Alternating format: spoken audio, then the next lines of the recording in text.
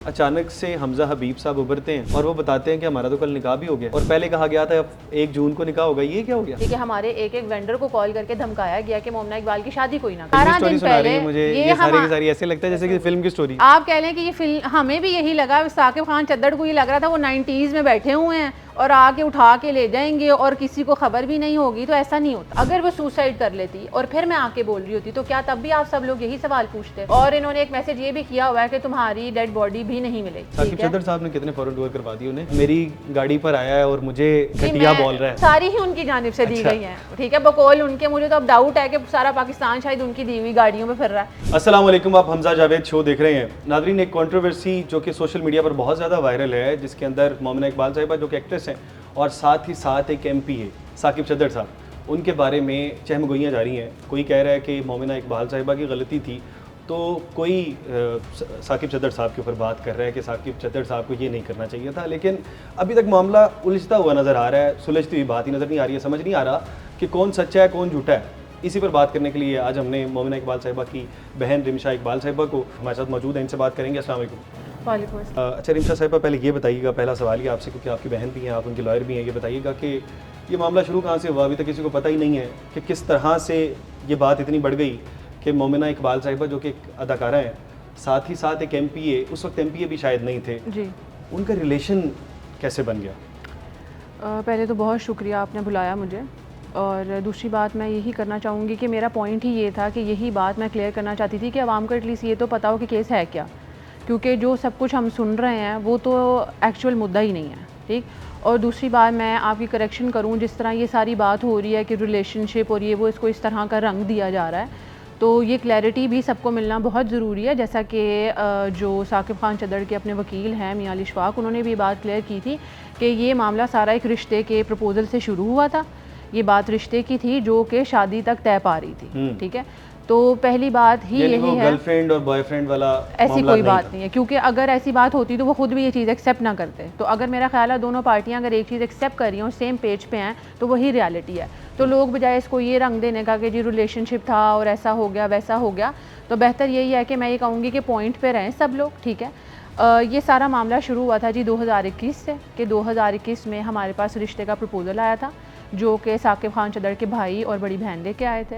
और अच्छा, ये इनकी आपस में पहले मुलाकात कोई नहीं थी उससे पहले? नहीं, ये उसको अप्रोच करने की कोशिश करते थे सोशल मीडिया के थ्रू, काफ़ी सारे मैसेजेस किए थे, लेकिन फिर उन्होंने अपनी शादी की ख्वाहिश जाहिर की। तो ऑब्वियस सी बात है, एक लड़की है, ये एक वैलिड पॉइंट लगता है कि एक बंदा शादी करना चाहता है, तो उन्होंने इस चीज़ को थोड़ा सा सीरियसली लिया कि अगर ये शादी की ऑफ़र दे रहा है और इनके फैमिली ने अप्रोच किया तो सोचता है इंसान। ठीक है, और चूंकि आपको पता है पहले ये नोन नहीं थे, कोई इनको नहीं जानता था, हमें भी नहीं पता था कि किस तरह का बैकग्राउंड है या क्या है। इनके घर वाले आए हैं, रिश्ता तय पाया है, जो कि इन्होंने खुद भी एक्सेप्ट किया है। नहीं थे उससे पहले? जी, उससे पहले नहीं थे, क्योंकि आप देखें MP-शिप जो भी है उससे पहले इनको कौन जानता था। ठीक है, उससे पहले एक केस बड़ा वायरल था जिसकी वजह से इनको लोग जानते थे, लेकिन खैर अगर आप नहीं जानते थे तो मीडिया हमारे इल्म में भी ये बात नहीं थी कि वो केस वायरल है। वो आपको भी पता होगा कि ये इनके इलेक्शन कैंपेन के दौरान बाहर निकला है, जो कि मेरा ख्याल है final nail in the coffin था इस रिलेशनशिप के ख़त्म होने की, रिश्ता और शादी ना होने की।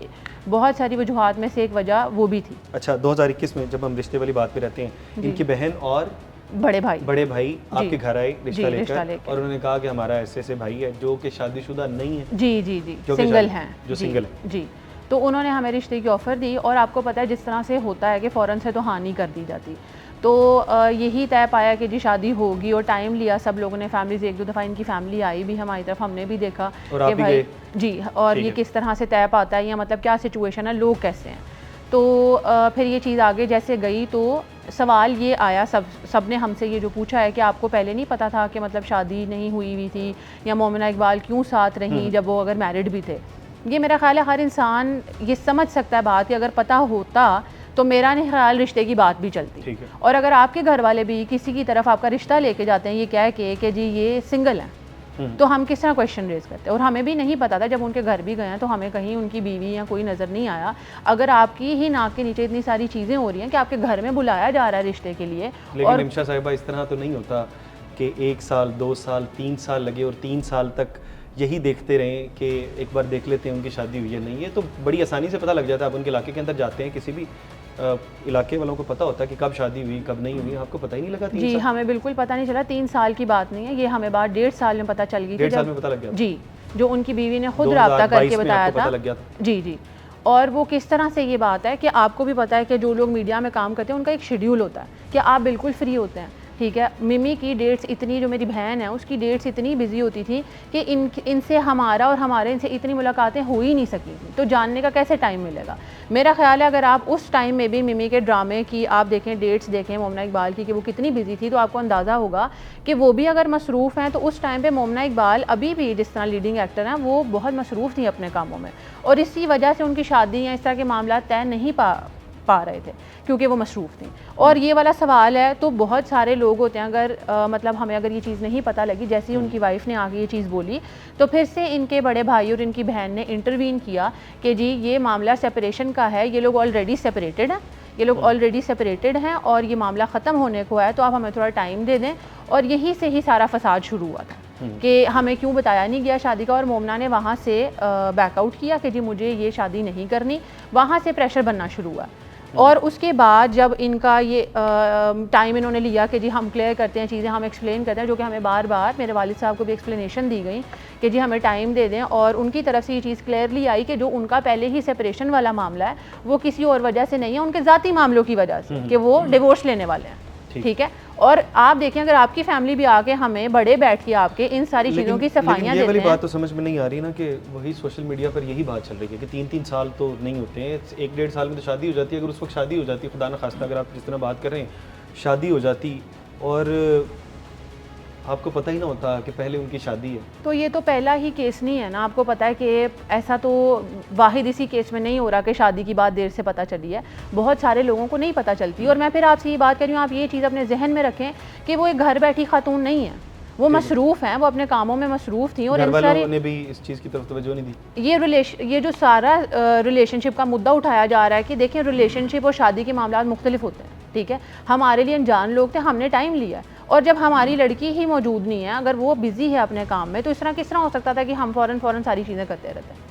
टाइम लिया गया था और मेरे घर वाले भी रेडी नहीं थे कि जी फ़ौरन से शादी कर दें, मोमना को भी टाइम चाहिए था, तो इसीलिए अगर ये 1.5 साल में बात चली भी जाती है तो मेरा नहीं ख्याल ये क्वेश्चन वाली है कोई। अगर मैं घर बैठी हुई हूँ कि जी बहुत जल्दी है मेरे घर वालों को मेरी शादी की, तो आप अगर मुझसे इस कैपेसिटी में ये बात पूछो मुझे समझ आती है। आपने यानी कि तब तक आप क्लियर थे जब तक पीछे पता नहीं लग जाता तमाम चीज़ों का, आप लोगों ने शादी नहीं करनी, इस वजह से आपको टाइम लगा। जी ऑब्वियस सी बात। और आप देखें कि जब हमारे जब आपको पता लगा, आप कह रहे हैं 1.5 साल बाद जब आपको पता लगा, तो उस वक्त आपका क्या रिएक्शन था कि शादी नहीं, तब बात बिल्कुल ख़त्म हो चुकी थी ना, इतना 2022 में बात खत्म हो गई। जी इस तरह से हुई थी कि फिर इनकी, मैंने आपको बताया, इनकी फैमिली ने इंटरवीन किया और एक्सप्लेनेशन दी कि वो ऑलरेडी सेपरेटेड हैं, ठीक है, और उनकी डिवोर्स होने वाली है, और बार बार ये यकीन दिलाया गया कि उनके ज़ाती मामलों की वजह से होने वाली है, ठीक। और फिर इन्होंने हमसे टाइम मांगा कि हम अपने ये सारे मामलात हैंडल कर लें, तो फिर हम रब्ता करते हैं, और फिर एक लंबा ब्रेक था उस सब में, ठीक। और मतलब मुझे ये बात नहीं समझ आ रही कि आज अगर हमने जो केस किया है, ठीक है, मैंने आपसे भी सवाल पूछती हूँ कि आपको पता है वो केस क्या है।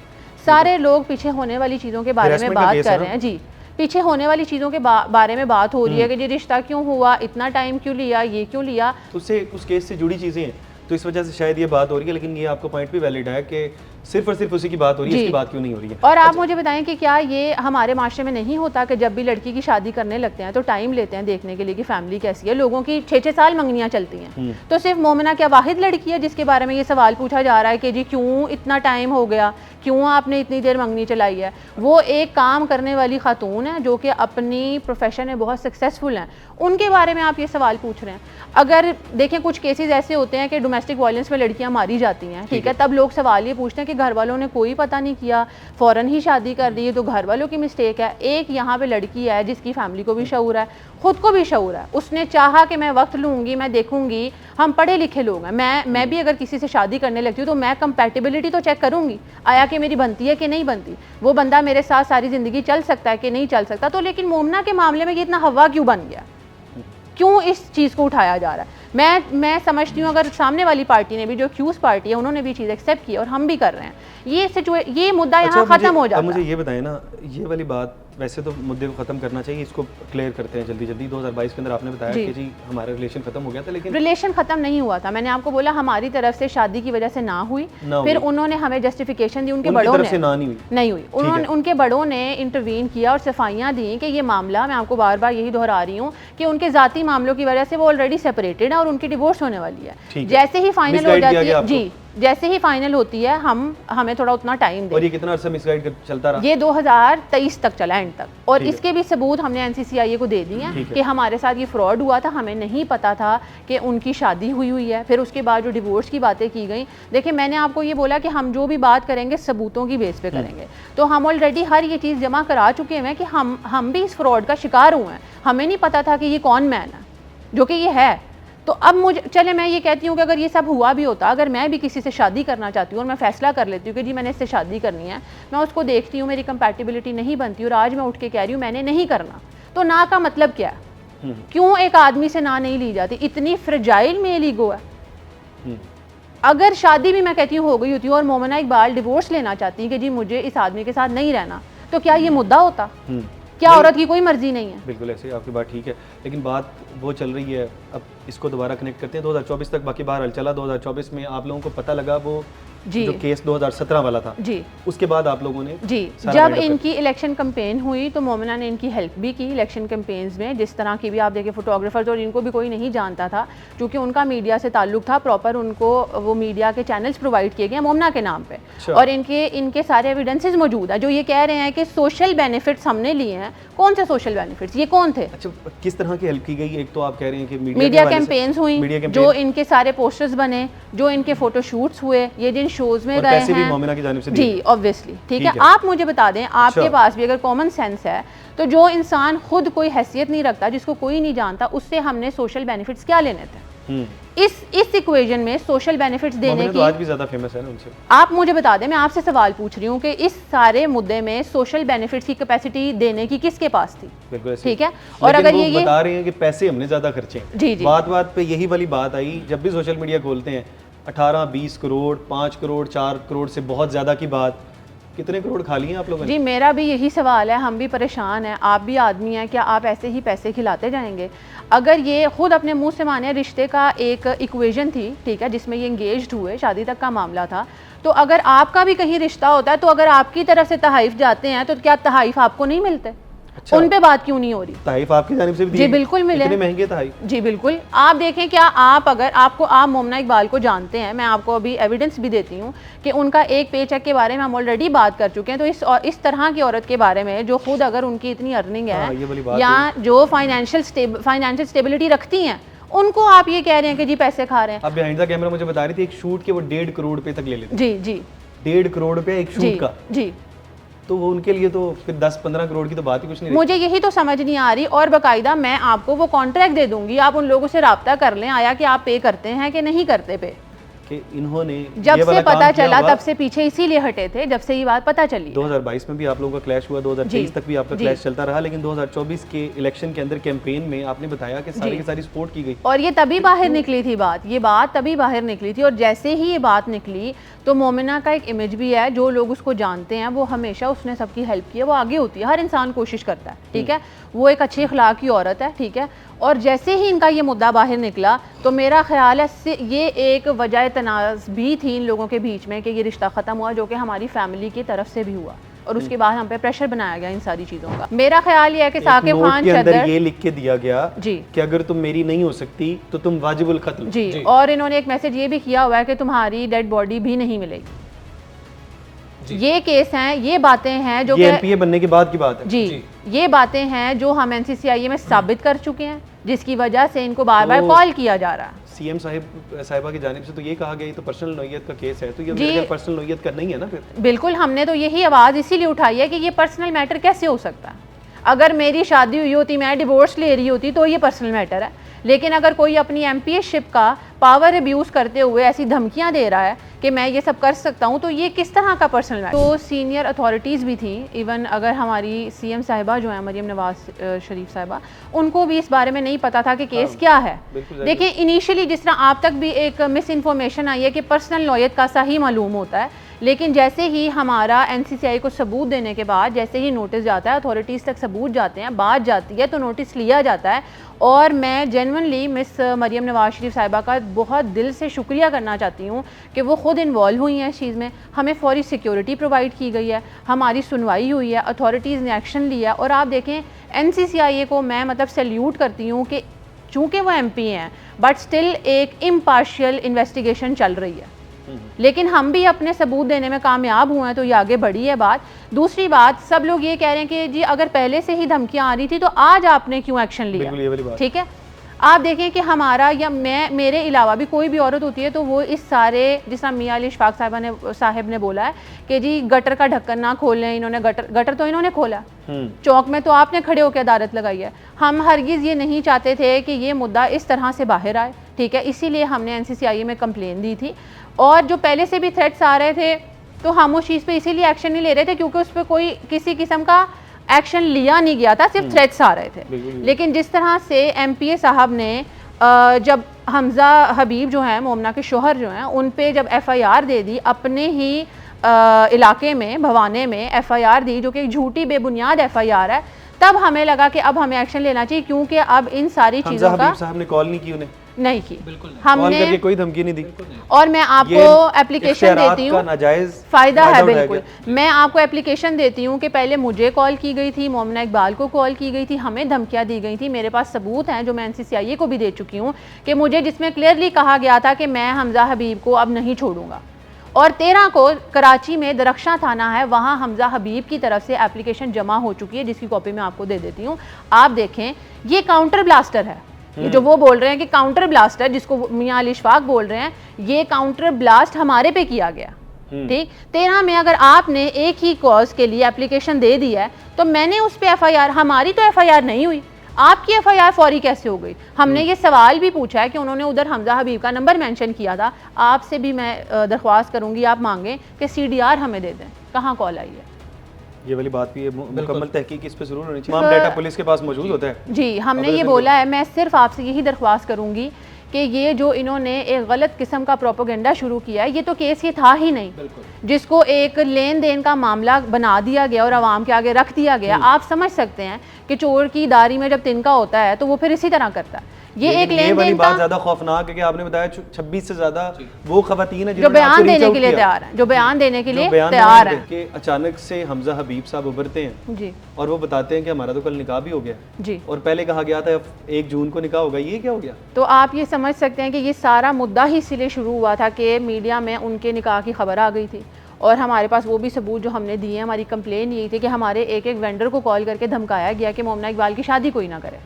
जी, वेंडर को कॉल किया? जी, 17 दिन पहले। मुझे ये सारी ऐसे लगता है जैसे कि फिल्म की स्टोरी। आप कह लें कि ये फिल्म, हमें भी यही लगा। साकिब खान चद्दड़ को ये लग रहा था वो 90s में बैठे हुए हैं और आके उठा के ले जाएंगे और किसी को खबर भी नहीं होगी, तो ऐसा नहीं होता। अब वेंडर्स को कॉल की गई 17 दिन पहले, 17 दिन पहले, 17 दिन पहले मैं आपको बता रही हूँ, हमारे हर वेंडर ने हमें काम करने से मना कर दिया। हमारे पास कॉन्ट्रैक्ट मौजूद हैं, हम ज़ीरो पे खड़े थे, लेकिन मैं कुछ लोगों का शुक्रिया अदा करना चाहती हूँ। कुछ अच्छे लोग मौजूद हैं जिन्होंने ये जिम्मेदारी ली कि हम शादी एग्जीक्यूट कराएंगे इंशाल्लाह, और दोबारा से सारा प्लान हुआ है। इवेंट्स तो होने ही थे, लेकिन ये मामला इतना हमारे ऊपर इतना प्रेशर आ गया था उनके निकाह का कि बस की शादी ना हो किसी तरह। और देखिए, हमें भी हमज़ा हबीब के लिए अब डर था, क्योंकि जिस तरह के उनके लिए भी थ्रेट आ रहे थे, वो उनकी फैमिली तक उन्होंने रसाई हासिल कर लिया है। उनके भाई को थ्रेट आ रहे थे, लेकिन वो अच्छे लोग हैं, वो हमारे साथ खड़े रहे, आज भी खड़े रहे। हमज़ा हबीब वगैरह नहीं, वो आउट ऑफ फैमिली जी, ये एक अरेंज सेटअप था। और ये कब से बात चल रही थी यहाँ? ये नवंबर से ही रिश्ते की बात शुरू हुई और फौरन शादी तक भी आई है। जब मैं हैरान हूँ, हमने जहाँ से स्टार्ट किया हमें लगा वो 1.5 साल के अंदर भी, जो 3 साल के अंदर नहीं पूरा हमज़ा हबीब, मैं आपको बोला, हमारे फैमिली फ्रेंड्स हैं, हम उनको एटलीस्ट जानते थे, इतना तो जानते ही थे। अच्छा, ये तो फ़ायदा होता ही है इतना कि अगर आप थोड़ा बहुत किसी को जानते हो, और वो हैं भी लाहौर से, तो इतना भी पता कराना। और सोशल मीडिया पे थे, वो जानते हैं जी, बिजनेस फैमिली से हैं, उनकी फैमिली को बड़े भी जानते थे, तो इसीलिए इतना मुश्किल नहीं हुआ। उनका रिश्ता आया जी। आप ये कह लें कि ये वाले सेटअप में सिर्फ सारे लोग वैसे ही राजी थे, जानते थे एक दूसरे को, सिर्फ मोमना की रजामंदी पूछी गई कि सारे खुश थे इस रिश्ते थे। जैसे ही मोमना ने हाँ की तो बात निकाह की तरफ आ गई।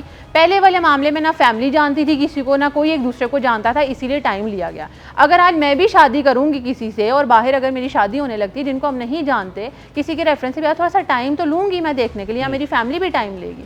तो मेरा नहीं ख्याल कि ये पॉइंट इन क्वेश्चन है कि ये क्यों लिया गया। अच्छा, आप ये बताइएगा कि अब इसको कंक्लूड करते हैं। हमने तमाम के तमाम किस्से को मेरा ख्याल है अच्छे तरीके से बात कर ली है, इससे रेलेवेंट तमाम चीज़ें थी उससे भी बात कर ली है।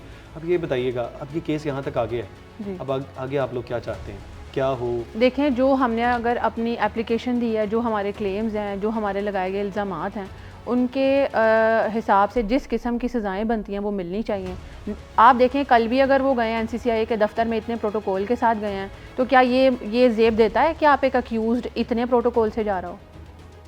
ये सारी चीज़ें क्यों होने दी जा रही हैं? ये सारी चीज़ें रोकी जाए, उनकी जो MPA-शिप है वो मुअत्तल की जाए तब तक, जब तक ये प्रोसीडिंग्स चल रही हैं, जब तक वो अक्यूज़्ड हैं। और अगर जब साबित हो जाता है कि उन्होंने ये किया, तो जो सज़ाएँ एक आम आदमी को मिलनी चाहिए वो उनको और उनकी अहलिया को भी मिलनी चाहिए। यानी इस हद तक पीक का माइंडसेट था जी। उसके बाद अगर आप मोमना इकबाल के प्रीवियस इंटरव्यूज़ भी देखें, अगर आप बातें सुने, तो ये आपको बात समझ आएगी कि वो किस हद तक हरास हो रही थी। और मेरी उनसे गुजारिश ये थी, इंटरव्यू में रोने भी लग गई थी जी, कि कैसे हो सकता है, वो इसी जानिब इशारा जी, था कि वो हमेशा ये बात करती हैं कि जब आप एक रिश्ते से निकलते हैं दो लोग, तो इज़्ज़तें उछालनी नहीं चाहिए। क्यों? क्योंकि उनको हमेशा से ये धमकियाँ दी जाती थी और उसकी 12-13 साल की मेहनत है, वो ज़ाया नहीं करना चाहती थी। लेकिन चूँकि ये लोग आए हैं सामने, इन्होंने बात की है, तो मेरी सबसे गुजारिश है कि प्लीज़ थोड़ा सा ताउन करें और औरतों के लिए या कोई भी एक विक्टिम जब आवाज़ उठाता है उसके लिए इतना मुश्किल ना बना दें कि ऐसे जानवर खुले घूमते हैं। मेरा ख्याल है कि हमने केस के मुतल्लिक तमाम की तमाम चीज़ों पर बात कर ली है, लेकिन आप भी बताइएगा कि कौन सी ऐसी चीज़ें हैं जो कि आप सोच रहे हैं। लेकिन एक चीज़ जो कि मैं अपनी जानिब से कहना चाहता हूँ कि जो केस होता है आप लोग डाइवर्ट ना किया करें। जो मेन केस होता है, हमेशा हम देखते हैं कोई एक केस खुलता है, बाद में जाके एक शख्स आता है जो मीडिया मैनिपुलेट करना जानता है। मैं इस केस से मुतल्लिक बात नहीं कर रहा हूँ, मैं जनरल बात कर रहा हूँ। जो मीडिया मैनिपुलेट करना जानता है, तो हमारे मासूम लोग वो समझ जाते हैं कि जो हमें नज़र आ रहा है वही है। आप दोनों तरफ के नैरेटिव ज़रूर सुन लिया करें और उसके बाद अपना फ़ैसला किया करें। बाकी आप दूसरी जानिब का नैरेटिव भी ज़रूर सुनिएगा। और बाकी मैं दूसरी जानिब जो पार्टी है, मियाँ अली इशफाक साहब है या फिर साकिब चद्दड़ साहब है, अगर वो अपना कोई समझते हैं कि इसके अंदर कोई बात इस तरह की है जो कि वो हमारे प्लेटफॉर्म से लोगों को बताना चाहते हैं, तो वो भी हमें ज़रूर रीच आउट कर सकते हैं। बाकी बहरहाल आवाम से गुजारिश है कि आप अपनी राय का इजहार ज़रूर करिएगा और साथ थोड़ा पॉजिटिव रहा करें। किसी की ज़िंदगी का सवाल हो सकता है। इसी के साथ अपने मेज़बान हमजा जावेद को दीजिए इजाज़त।